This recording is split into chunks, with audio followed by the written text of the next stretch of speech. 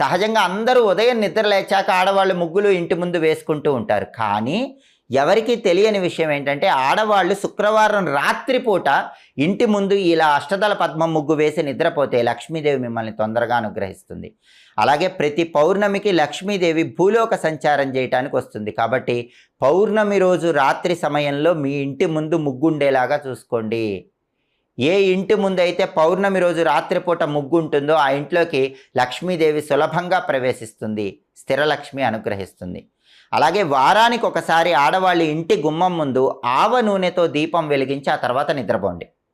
రాత్రి నిద్రపోయే ముందు గుమ్మం బయట ప్రమిదలో ఆవ నూనె పోసి దీపం పెట్టి ఆ తర్వాత నిద్రపోతే ఇంట్లో ఉన్న నెగిటివ్ ఎనర్జీ మొత్తం తొలగిపోతుంది, లక్ష్మీ కటాక్షం సంపూర్ణంగా కలుగుతుంది.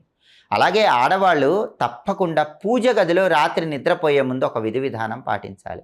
ఆ రోజు పూజ చేసిన పూలుంటే కనుక వాటిని మొత్తం కూడా చక్కగా